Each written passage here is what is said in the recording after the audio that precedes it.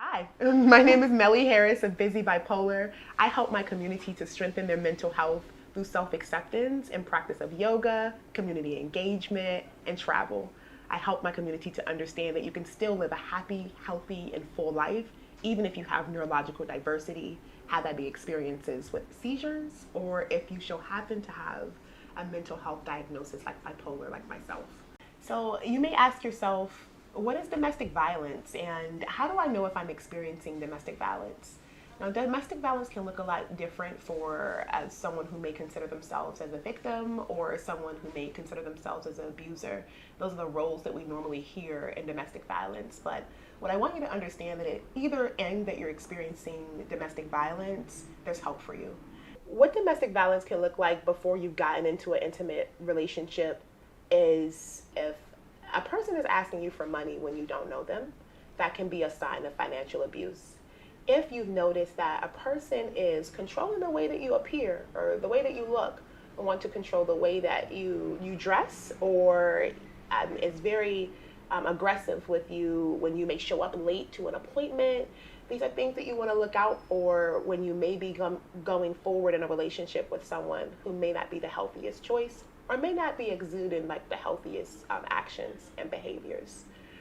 If someone raises their voice at you, and at any time, there is a healthy way to communicate. And if you notice that someone is kind of getting heightened in their communication, either in volume and like the tone of their volume, or even being pressing, like if they're calling you at different times of night that may be inappropriate, or if they're calling you repeatedly and demanding your attention. You want to be careful with how this person is relating to you. Domestic violence looks different. So you can experience either mentally, physically, emotionally, financially.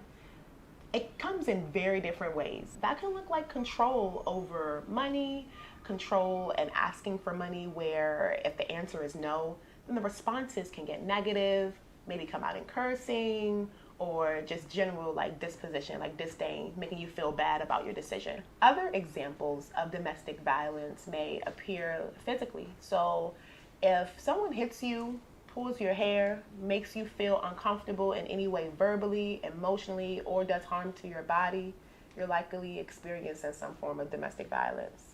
So what you want to avoid, or experiences that you may have, is that the partner may say, I was just playing, or it was an accident.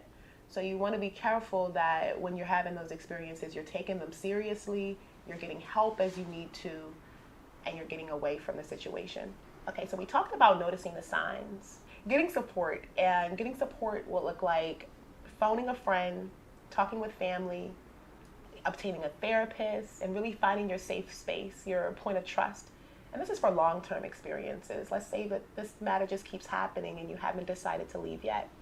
You want to make sure that you're building yourself a sort of safety plan so that if you're having this experience time and time again, you can get to safety.